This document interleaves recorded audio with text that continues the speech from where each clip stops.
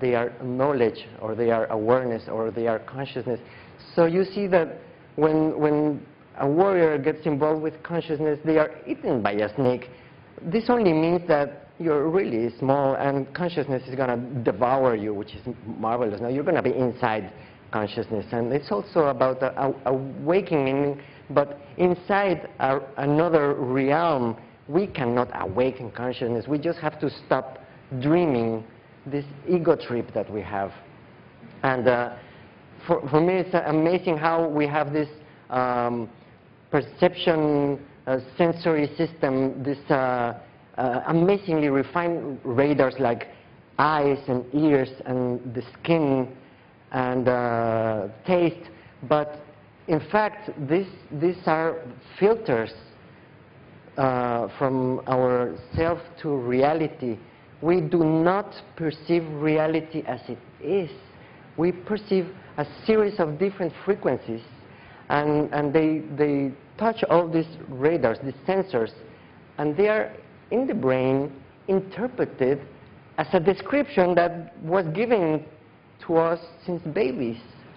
So with the eyes, inside our mind, we create all this that we are seeing, but in fact, who knows if it is really as we are seeing it. We were taught to see it that way, and we were taught to interpret sounds in a way that we think it's a bird or a car or a voice, but all this reality is being built inside each one of us. So it's like a personal planet inside. And we all heard that each head is a world, and it is indeed. We have slightly different interpretations and programmings of what all this is about. For some cultures, what for us could be great, for others is not nice. And for one person, dogs are marvelous creatures because it had an incredible experience with them, and other people are really afraid of dogs because they got bitten by them. So, and inside this fantasy world is where we create our ego, and we believe that things are what we think they are. So the awakening would be to stop thinking about everything. I have been living with indigenous people for many years and in many ceremonies and rituals, and I have been seeing with them how they have this incredible relationship with nature. Still in Mexico, there are some indigenous groups that live in perfect harmony with nature, and somehow I see them like people of the future, because that's what we all humans are aspiring to arrive to. And the thing is that we were already there. How come we lost it?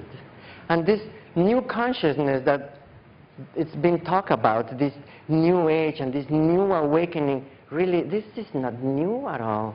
This is something actually perennial. It's always been there.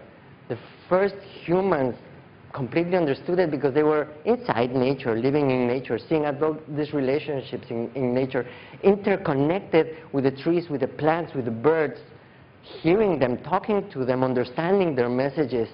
So this new thing that we are looking for, it's new just because we forgot. Because we were so busy evolving, getting complicated, creating rockets to the moon and computers and complex societies and money and business and all these things.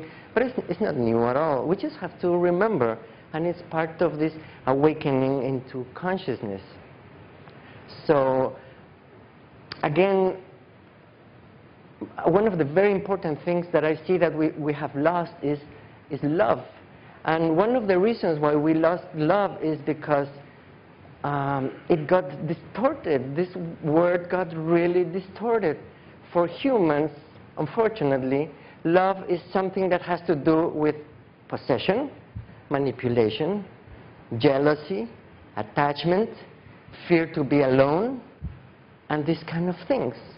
And around these things, we build what we say is love, you know, because basically the fear of being alone, the fear of losing, the fear of not being accepted, of not being able to manipulate someone, and all these things.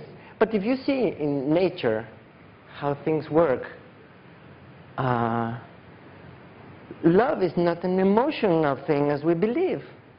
Love is about everyone being fine, everyone having all that they need.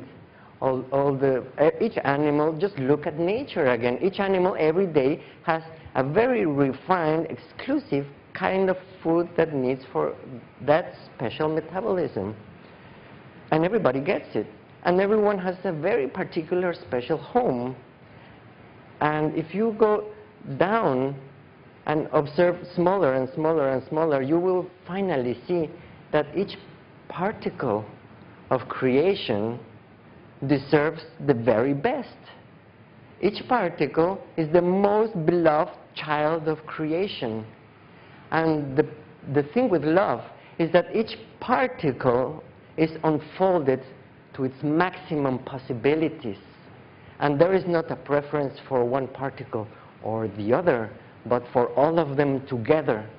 And this is what I really think is love. Real love doesn't care for me or for you or for you or for you. Real love is about everyone unfolding to its maximum together.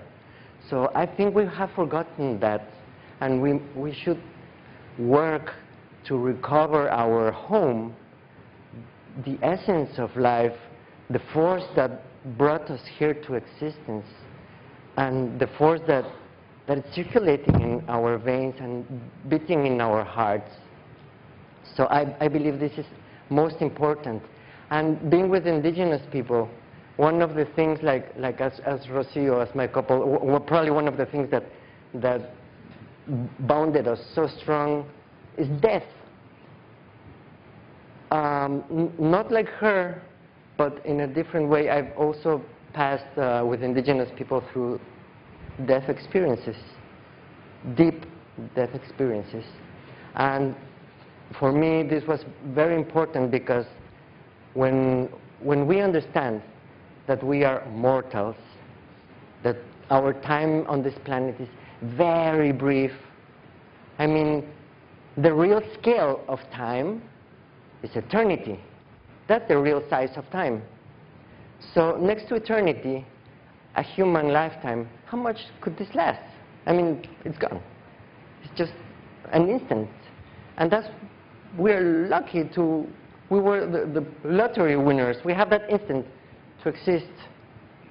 So if you're aware that you're immortal, then magic happens. And time becomes so valuable. And the interconnectedness that you can have with people becomes so marvelous and incredible and unique. You know, the people that are just full of ego believe that they are immortal. Have you realized how they are always talking about tomorrow, next week, well, next year when I do my trip to Africa, because in 10 years when I buy my house, and they are always planning for eternity. These people will never die. I mean, what is going on? And it's amazing.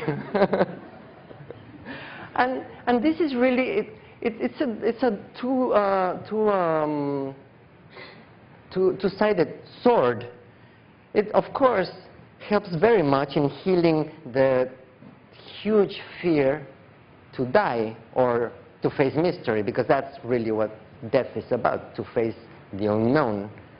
But by healing this, we also lose probably one of the most important things of life, to value what it is.